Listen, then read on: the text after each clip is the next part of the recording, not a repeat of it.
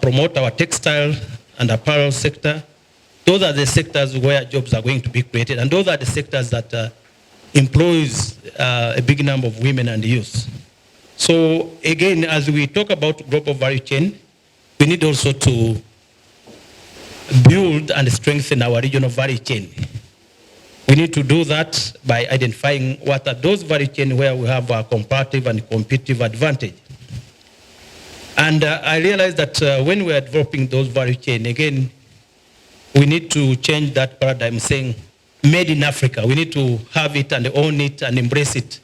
Made in Africa products. We need to be proud. And next time the organizers, we should have a small exhibition store. And I know ladies from Uganda and from region, they should have come with their product to showcase what they are doing. And that is the spirit in terms of promoting the products. It shouldn't be just a capacity building, but it should also be showcasing some of the good activities, items, and products that are produced by the women.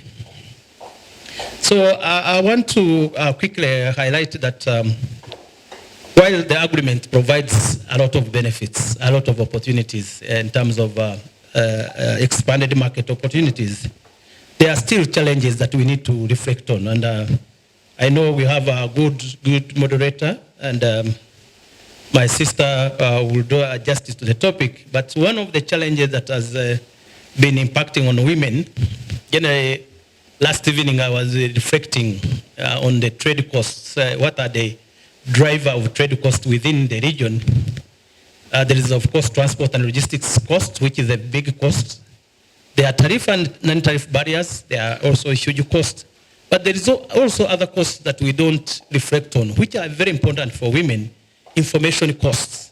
How do we access information? It is very costly. I've been told the borders here, more than 13 borders within EAC. But how we gather information on what we trade, where do we trade, whom do we trade with, and what are the market opportunities. So I think that's something we need to reflect on information costs. Two, very important one was also that is not always mentioned in the discussion of women is contract enforcement. How do we enforce contracts? How, when we enter into a trading, how do we bring in know your customers, KYC? It's an aspect that when we're discussing this, and I'm happy I'm working closely with Afrexim Bank. They are bringing that instrument called MANSA, Know Your Customers. As we engage in the CFTA, so in contract enforcement, compliance costs are very important that we need also to reflect on. Another important aspect, and last week I had a webinar on cross-border payment. It is the issue of foreign exchange losses. Our currencies are not convertible. And that has not been, and that is one of the challenges. I did an analysis that we lose almost 10% of value of our currency through exchanging the Ugandan currency to a Kenyan currency. And those are the instruments that would enable women to trade across borders. But there are those other challenges, barriers to trade for women and the small scale, which are known issues of access to capital and trade finance. I've been saying that the current financial instruments are not suitable for the women. We need to come up with venture capital funds. We need to come up with what we call patient capital.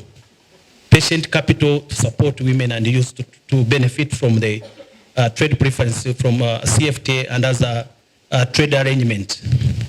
Two, I looked at, and this is where Mauro is saying that CFTA is going to be a game changer.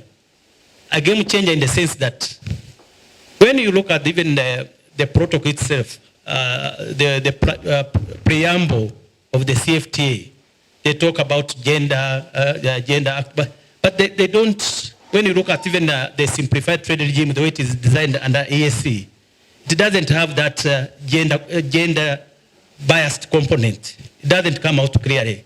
I'm happy in the discussion that have started. One, we need to ensure that that protocol, when we are negotiating for simplified trade regime, Of course, the threshold, we are pushing for a threshold to change from $2,000 to $5,000 so that you bring a big number of the women. That is one of push, but also to take into account that this simplified trade regime need to benefit the women. So that is very important that when you are reflecting on that, you need to look at how the current simplified, what are the gaps within the current simplified trade regime, which is very important, and I think the team here will reflect on. The current one does not really serve the women, and there are a lot of challenges and misinterpretation. Another challenge that, again, Doros is aware that when you look at the border infrastructure, including OSBP, the way they are designed, they don't have appropriate facilities for women. So we need to push for that. The women-related facilities at the borders. We need to have, when they are constructed, there are a few borders that have what we call creche. This is where the daycare facilities for those women with young babies. So the facilities need to also to have that gender component. So as I conclude, I know I will be engaging and I will be chairing some of the session. I want also to share with you some good initiatives that are being done by our heads of state, by our governments. One of the instruments is that countries have raised the threshold for public procurement, giving women 40%. Kenya is, I think, reading now. In terms of public procurement, they give preferences for women, at least in all the public procurement. They have raised the threshold to 40%, from 30% to 40%. And I know even other countries are following the same trend, and I think that is very good.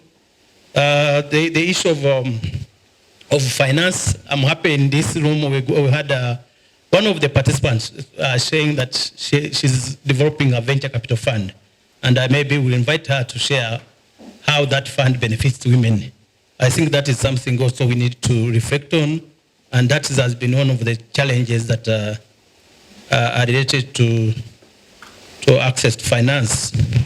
So as I conclude, those are the key aspects: access to market information, I mentioned it, more capacity building, training, skills development for women and youth, and also the public procurement.